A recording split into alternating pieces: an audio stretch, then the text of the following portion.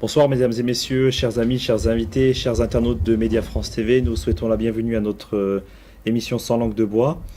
Ce soir, nous avons décidé de dédier notre émission à la Malaisie. Comme vous le savez, il y a eu des élections il y a de ça quelques jours. Et nous avons nous avons invité également Yannis Mahil à notre émission à qui nous souhaitons la bienvenue. Merci.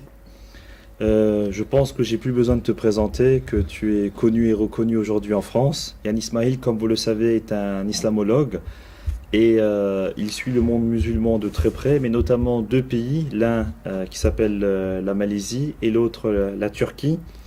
Et notamment, il a rencontré Mahathir Mohamed en octobre dernier en Malaisie, mais je pense qu'il nous dira un peu les détails de cette rencontre tout au long de notre émission. Et je vais démarrer l'émission en lui posant la première question, en lui disant que tout le monde a été un peu surpris de la victoire de Mahathir Mohamed, notamment d'une part en raison de son âge, et deuxièmement, c'est qu'il a quand même eu une retraite politique d'une quinzaine d'années. Comment se fait-il qu'il y ait eu un retour aussi victorieux? Ah oui, tout à fait. Comme chacun sait, Mahathir Mohamed a été le chef d'État malaisien, le Premier ministre de 1980 à 2003. Et à partir de 2003, de lui-même, il avait décidé de prendre sa retraite politique. Et là, alors qu'il a 92 ans, il décide en 2008 de se représenter. C'était assez surprenant, mais en fait, ça s'explique pour plusieurs raisons. C'est-à-dire qu'en fait, le parti au pouvoir actuellement, enfin qui vient de perdre les élections, de Najib Razak, était le parti de Mahathir Mohamed. D'accord. Et d'ailleurs, Najib Razak était un des poulains de Mahathir Mohamed, que Mahathir Mohamed a soutenu politiquement. Et à un moment donné, c'est-à-dire notamment à partir de 2015, il y a eu plusieurs scandales de corruption, il y a vraiment eu de nombreux échecs politiques et économiques. Et Mahathir Mohamed est sorti, si je puis dire, de sa réserve et a commencé à critiquer le gouvernement. Le gouvernement n'a pas apprécié, donc il est rentré petit à petit crescendo dans un conflit avec finalement le parti qui était le sien. Et il a décidé finalement de créer son propre parti. Et son propre parti a rejoint une coalition qui s'appelle Pakatan Harapan, qui rassemble un certain nombre de partis politiques malaisiens. Et ils ont décidé de se lancer pour les élections législatives, mais qui débouchent ensuite sur la nomination du gouvernement. Et en fait, pourquoi Mahathir notamment s'est présenté à l'âge de 92 ans? Contrairement à ce qu'on peut penser, ce n'est pas par amour du pouvoir. On ne commence pas à d'un coup vouloir revenir au pouvoir à 92 ans, non? Parce que d'ailleurs, même en 2003, il avait quitté de lui-même le pouvoir, mais c'était par nécessité, parce que il était le seul, en tant que leader charismatique, populaire, qui a un bilan derrière lui, à pouvoir battre Najib Razak. Parce qu'il faut savoir une chose, c'est que pourquoi aussi cette élection était une grande surprise et très improbable, c'est que le parti au pouvoir, le Barisan National, était au pouvoir depuis l'indépendance. C'est-à-dire que la Malaisie... Depuis 60 ans. Exactement. La Malaisie n'avait jamais connu aucun autre parti au pouvoir. C'est pour la première fois dans l'histoire de la Malaisie, post-indépendance, qu'il y a une alternance politique. Et donc c'est pour ça que le pouvoir ayant, installé très confortablement ses hommes et son pouvoir au sein de l'appareil d'État, il était très très difficile d'envisager une victoire d'un autre parti. Et finalement ça s'est fait, comme m'a dit un ami malaisien, aujourd'hui la Malaisie est en train de renaître. Renaître à travers Mahathir Mohamed, comme tu l'as souligné, il a un bilan derrière lui. Mais est-ce qu'on peut un peu plus connaître le paysage? C'est-à-dire concrètement, nous savons que la Malaisie est un pays musulman, où il y a une majorité musulmane, mais qu'il n'y a pas que des musulmans. Donc c'est un pays qui fait 30 millions d'habitants, qui se situe à l'extrême, je ne sais pas si on appelle ça l'extrême orient de l'Asie, mais en tout cas c'est un pays à l'autre bout du monde, où il y a 7 heures de décalage avec la France. Et qui est-il vraiment ce Mahathir Mohamed? Pourquoi il est autant adulé par les Malaisiens? Bon, pour répondre à la première question, donc oui, la Malaisie est située dans le sous-continent asiatique, à proximité de la Thaïlande, de l'Indonésie, de Singapour. Et c'est un pays à majorité musulmane, mais ça doit être à peu près 60% de musulmans, donc c'est une petite majorité. Et les musulmans sont principalement constitués de l'ethnie des Malais, qui sont l'ethnie majoritaire du pays, mais il y a aussi une forte minorité chinoise et une forte minorité indienne qui représentent principalement les Malaisiens non musulmans. Donc voilà, c'est un pays multiculturel et multiconfessionnel. Et Mahathir Mohamed, pourquoi est-il une personnalité aussi importante, qui a aussi une notoriété internationale? Tout simplement parce que déjà il a été au pouvoir pendant très longtemps, mais parce qu'il est considéré vraiment comme le père de la renaissance malaisienne et de la Malaisie moderne.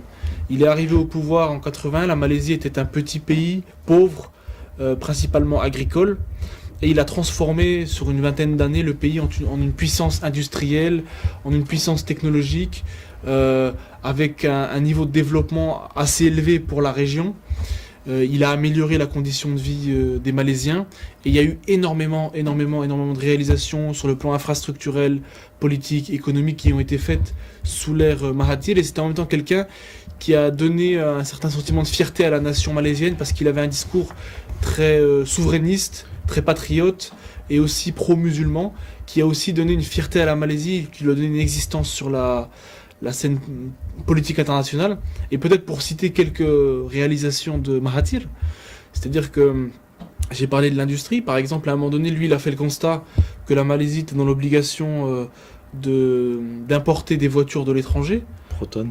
Voilà, et donc il a décidé, pour ne plus que la balance commerciale soit toujours déficitaire, de créer lui-même une industrie automobile malaisienne. Et on sait que c'est très compliqué, surtout à l'heure de la complexification de la technologie automobile, de créer une marque nationale. Et Mahathir l'a fait, il a créé la marque Proton, qui est devenue non seulement un succès en Malaisie, mais même dans la région et au-delà sur le plan international. Et il faut savoir que jusqu'à aujourd'hui, entre 60 et 70% de la consommation interne en Malaisie en termes automobiles est pour la marque nationale Proton. C'est-à-dire que les Malaisiens consomment Proton. Et moi-même, en ayant été sur place, j'ai vu à quel point la marque avait du succès. Elle fait la fierté de la Malaisie. Et la marque Proton a été créée par Mahathir. Et énormément de choses. Je veux dire, les tours Petronas, les grandes tours qui symbolisent Kuala Lumpur, qui étaient à l'époque les plus grandes du monde, quand elles avaient été construites, elles ont été construites par Mahathir. La ville de Putrajaya, qui était vraiment une innovation à l'époque impressionnante, qui est une ville intelligente, en partie informatisée, avec 40% d'espace vert, avec un lac artificiel, un des plus grands du monde, une ville aussi magnifique avec une grande mosquée, elle a été construite par Mahathir. Et d'ailleurs, une petite anecdote qui est intéressante, comme on est en Alsace, le projet de Mahathir, donc dans la construction de Putrajaya, ils ont reconstitué pratiquement à l'identique une partie du centre-ville de Colmar. De la ville de Colmar, notamment du restaurant de la Cigogne et les maisons traditionnelles. Et aussi, ils ont reconstitué, toujours dans la ville de Putrajaya, le château du Haut-Königsbourg, qui est aussi en Alsace, pas très loin d'ici à Strasbourg. Donc c'est vraiment une ville assez futuriste. Et tout près de Putrajaya encore, Cyberjaya, qui a aussi été créé par Mahathir Mohamed. Donc à la base, on était dans des petits villages où il y avait de la jungle, où il y avait des arbres. Et c'est devenu des villes aujourd'hui qui ont une réputation internationale. Hein. Et Cyberjaya est devenu un hub financier et commercial international, où les plus grandes entreprises du monde vont s'y installer. On a par exemple Microsoft, Nokia qui ont installé leurs sièges régionaux dans cette ville. Et c'est une ville qu'on appelle la Silicon Valley d'Asie, tellement elle a eu un grand succès en termes d'innovation économique. Elle a pu attirer les plus grandes entreprises, notamment sur toutes les entreprises à haute valeur ajoutée et à technologie avancée. Et voilà, donc le PIB par habitant a augmenté sous Mahathir, le PIB aussi en général, le pays s'est développé, des universités ont été créées, des hôpitaux, des écoles, des routes. Hein. Un autre exemple que je peux citer, c'est l'Université islamique internationale, qui avait été créée à Kuala Lumpur. Et j'ai moi-même discuté que lorsque j'ai rencontré le docteur Mahathir Mohamed au mois d'octobre à Putrajaya, il m'a reçu dans son bureau là-bas, on a discuté à peu près 1 heure. Lui-même m'a dit, en amont de ce projet-là, mon idée c'était de dire que l'islam nous invite en tant que musulmans à rechercher la science, aussi bien la science religieuse que les sciences profanes. Et c'est pour ça qu'il a créé cette université où vous avez à la fois des départements, on va dire, très poussés sur toute la question de la pensée musulmane, des sciences islamiques, et à la fois vous avez des facultés aujourd'hui aussi réputées en médecine, en ingénierie, dans tous les domaines, je veux dire, dans le domaine du droit. Il y a même d'ailleurs une chaire là-bas sur les études ottomanes, donc sur la question de l'histoire, etc. Donc voilà ce qui fait la popularité de Mahathir, au-delà de son charisme et du fait qu'il était un homme fort et un leader aussi qui critiquait beaucoup l'impérialisme, qui défendait la souveraineté de la Malaisie et qui défendait aussi la Oumma et l'islam. Au-delà donc de cet élément-là, c'est vraiment ce qu'il a apporté à son pays en termes de développement et de réussite sociale. Est-ce qu'on peut dire aujourd'hui, en 2018, que Erdogan est le Mahathir Mohamed de la Turquie ? Alors, Je dirais pas ça, mais il y a beaucoup de similitudes. C'est-à-dire moi-même, je pense que pour avoir étudié les deux pays et pour avoir rencontré à la fois des hautes personnalités politiques en Turquie et en Malaisie, je pense que même les Turcs, l'AKP en Turquie, lorsqu'ils sont arrivés au pouvoir en 2003, se sont en partie inspirés Du du modèle modèle malaisien. malaisien. Lorsque j'ai posé la question à Mahathir, pour des raisons diplomatiques, il m'a pas confirmé totalement l'information, mais il m'a dit que effectivement le gouvernement turc avait envoyé des équipes en Malaisie pour étudier comment les choses se passaient, que même les dirigeants turcs, lorsqu'ils lui ont rendu visite, lui ont posé des questions sur comment lui-même a réussi sur un certain nombre de dossiers. Par exemple, Erdogan ou ses proches avaient demandé à Mahathir comment avait-il fait pour créer une industrie automobile nationale, ce que la Turquie essaye de faire aujourd'hui. Il avait demandé à Mahathir comment avait-il fait pour se libérer des dettes au niveau du FMI. On sait que la Turquie, sous l'AKP, l'a fait aussi. Aujourd'hui, ils n'ont plus de dettes, ils ont remboursé leurs dettes au niveau du FMI. Donc oui, il y a beaucoup de similitudes. Une autre similitude, par exemple, qui est intéressante, et c'est une des clés de la réussite du modèle économique et social malaisien, comme certainement aussi du modèle turc, c'est le principe de planification, d'objectifs à long terme associé à une planification à moyen terme. Donc en Turquie, c'est ce que l'AKP a appelé Hedef 2023, où donc ils ont fixé un certain nombre d'objectifs stratégiques à atteindre pour 2023, et ils planifient des stratégies à moyen terme pour atteindre ces objectifs. Les premiers à avoir fait ça, c'était les Malaisiens, et c'était Mahathir Mohamad, avec le programme qui s'appelait Waswasan 2020, qui signifie Objectif 2020, et qui justement avait mis en place cette stratégie d'objectifs à long terme, et aujourd'hui ça a été un tel succès. D'abord en Malaisie, ça marche en Turquie et que beaucoup de pays le reprennent. Le Qatar a mis en place Objectif 2030, on voit l'Arabie Saoudite qui met un programme en place un peu du même ordre, etc. Donc c'est vraiment aujourd'hui, la Malaisie a été un modèle qui a inspiré régionalement et d'ailleurs beaucoup de leaders le reconnaissent. Encore récemment, je lisais que Imran Khan, qui est un des politiciens de premier ordre au Pakistan, comme le Premier ministre précédent Nawaz Sharaf, lui aussi disait que Mahathir était un de ses modèles politiques. Les deux disaient que Mahathir Mohamed était un de leurs modèles politiques. Alors, juste une question. Tu as parlé qu'il avait une posture anti-impérialiste. Et comment se fait-il que ce pays qui est indépendant que depuis 1955, grosso modo qui a 60 ans, 57, qui a grosso modo, on va dire, une soixantaine, un peu plus de 60 ans d'existence, comment se fait-il qu'aujourd'hui devient une puissance régionale et je dirais même mondiale? Parce que ce que tu as oublié de dire, c'est qu'à Kuala Lumpur, il y a aussi le siège de l'organisation de la conférence islamique. La coopération islamique, oui. C'est-à-dire il y a un siège à Jeddah et l'autre siège est à Kuala Lumpur. Comment se fait-il que ce pays en 60-65 ans est en pleine réussite sur le plan économique et sur le plan démocratique et que d'autres pays qui ont aussi vécu quelque part une colonisation britannique ou française sont à la traîne? On peut citer plein d'exemples dans le monde musulman, que ce soit du Maghreb, du Moyen-Orient ou dans d'autres pays. Comment se fait-il que ce pays il a réussi alors qu'il est indépendant que depuis 55 ou 57, d'accord, et que d'autres, concrètement, ils sont encore dans une relation post-coloniale et qu'ils n'arrivent pas à avoir, on va dire, une culture d'État-nation? Je pense qu'il y a plusieurs facteurs à ce niveau-là. Après, il n'y a pas d'explication absolue sur le sujet. Le premier élément, et donc je tiens quand même à rappeler que depuis que Mahathir n'est plus au pouvoir, la situation économique s'est détériorée en Malaisie. Et notamment actuellement, si l'opposition a gagné contre le parti au pouvoir et contre Najib Razak, c'est à cause d'augmentation de la corruption et à cause de la détérioration de la situation politique et économique. Alors il y a plusieurs éléments. Je pense qu'il y a un facteur culturel qui est que dans la région de manière générale, que ce soit la Malaisie, l'Indonésie, Singapour, on est dans une culture de gens assez disciplinés, travailleurs, bon, même s'il ne faut pas tomber dans des clichés, mais c'est quand même une réalité quand on va sur place, dont on se rend compte, avec une vraie culture aussi du sens du service, des réalités aussi de patriotisme, mais un patriotisme qui passe aussi par le travail. Vous voyez ? Et donc ça, c'est le premier élément. Le deuxième élément, par la religion aussi, j'imagine. En partie par la religion, parce que comme vous savez, tout le monde n'est pas musulman là-bas.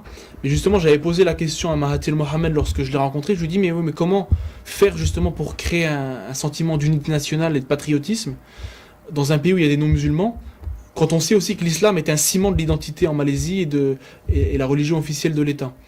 Et donc Mahathir m'a répondu que il était important que, bien sûr, même si déjà l'islam nous demande de respecter les non-musulmans dans une société, donc à la lumière même de l'islam, il faut donner l'ensemble des droits et des libertés aux minorités non musulmanes, et qu'ensuite il faut le faire en sorte, sur le plan économique et social, de leur accorder une vie saine et digne, et de faire en sorte que ces gens-là puissent vivre dans le bien-être et dans un certain confort, et en leur accordant une bonne vie, c'était son expression, en leur accordant une bonne vie, en retour nécessairement ils aimeront leur pays, seront patriotes et il y aura un sentiment Respect. d'appartenance, exactement. L'autre élément, c'est tout ce que j'ai dit précédemment sur Mahathir Mohamad, c'est-à-dire qu'à un moment donné, ce qui a permis à ce pays de réussir, c'est qu'il y avait un leadership politique fort qui a accompagné un mouvement dans la société et qui a permis à la fois de renforcer l'indépendance nationale et à la fois de développer le pays, avec une stratégie, avec des partenariats. Pour vous donner un exemple, par exemple, quand il a créé Proton, comme il savait que les Occidentaux en général, les puissances occidentales sur le plan économique, sont plutôt dans une relation de maintien du client dans la dépendance, c'est-à-dire qu'on va vouloir vendre des produits, mais on ne va pas vouloir transférer le savoir-faire ou un certain nombre de choses de cet ordre-là.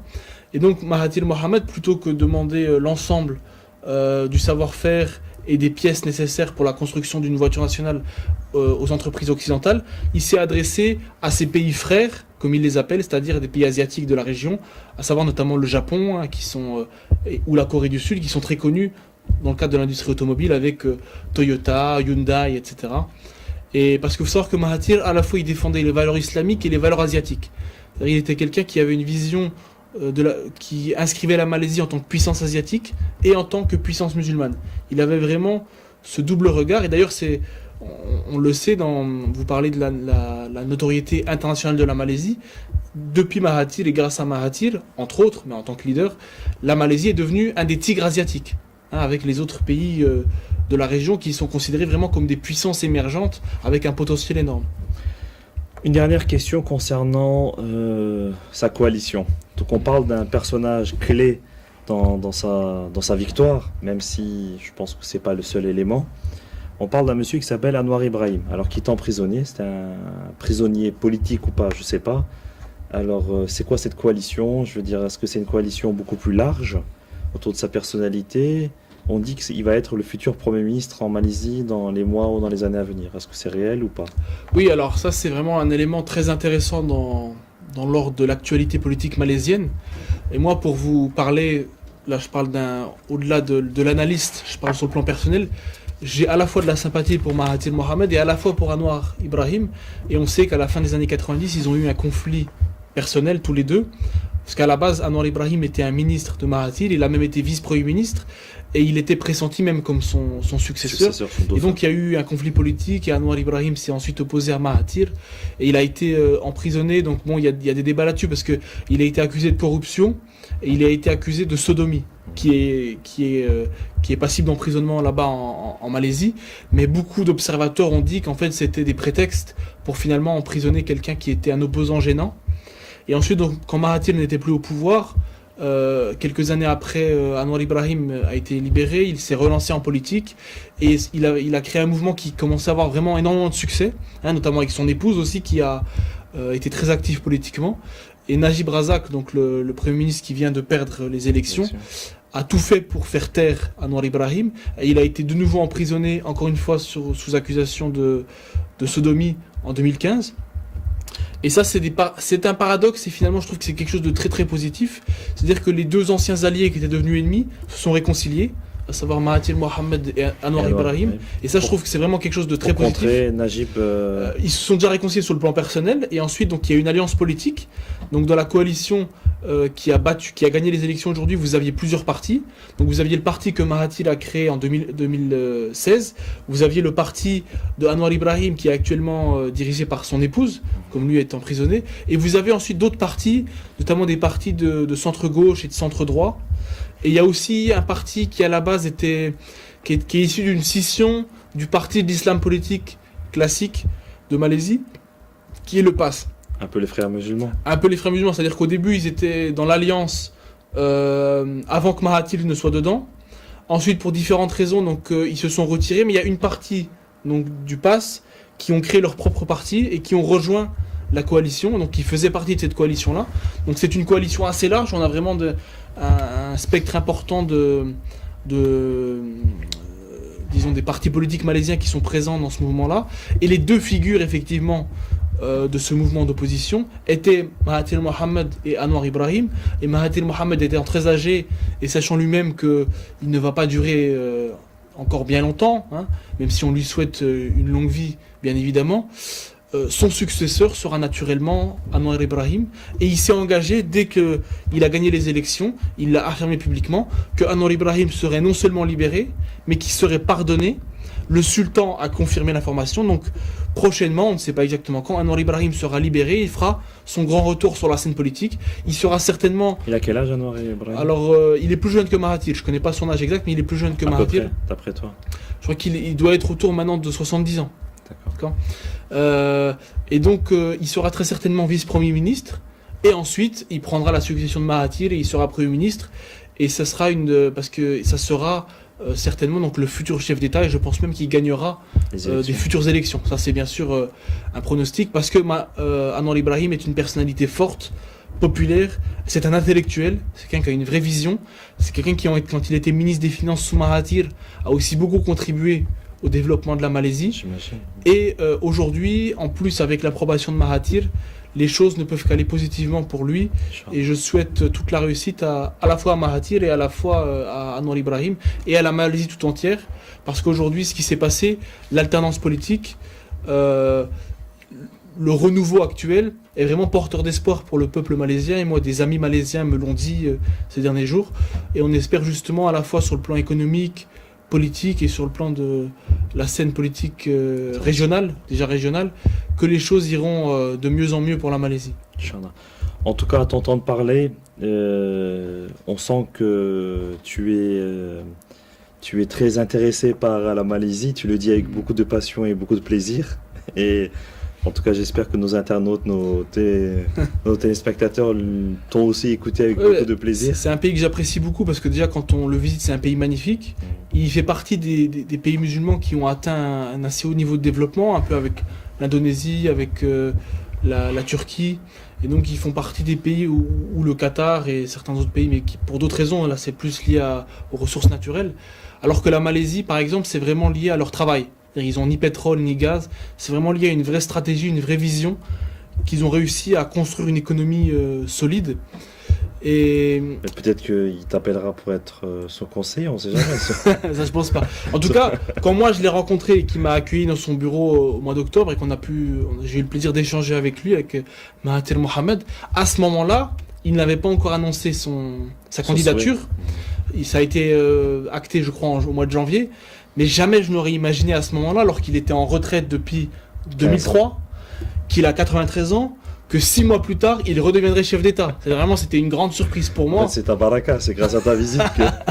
je pense pas. Tu as été précurseur pour... Allah Allah, mais je pense pas. Je pense qu'il y a vraiment d'autres facteurs. Et vraiment, je pense que c'était important aussi de faire cette émission, parce que je me rends compte que contrairement à d'autres pays, c'est un pays où les gens vraiment ignorent sa réalité, aussi bien historique, culturelle que politique, et c'est un pays qui mérite d'être mieux connu, et c'est pour ça que je pense qu'il était important de donner un certain nombre de clés de compréhension au public, pour mieux comprendre l'actualité malaisienne, et plus largement l'histoire politique et économique récente. Inch'Allah. Il y a les élections en Turquie, comme tu le sais, le 24 juin, donc c'est tout de suite après la fête du Ramadan. On te reprendra de nouveau sur le plateau pour une élection spéciale Turquie en fonction des résultats. Donc de nouveau un commentaire, une analyse sur ce qui se passe en Turquie. Pourquoi pas, avec plaisir. Inch'Allah. Alors chers téléspectateurs, nous arrivons à la fin de notre émission. Nous remercions très chaleureusement Yann Ismail, islamologue, d'avoir répondu à notre invitation. Et je vous dis, j'allais dire à mercredi prochain, mais aujourd'hui nous sommes vendredi, donc on a fait une émission spéciale Malaisie. Donc à mercredi prochain avec un nouvel invité. N'oubliez pas de dire à ceux qui vous sont proches, à ceux qui vous sont chers, que vous les aimez, et je vous souhaite une bonne soirée. À très bientôt.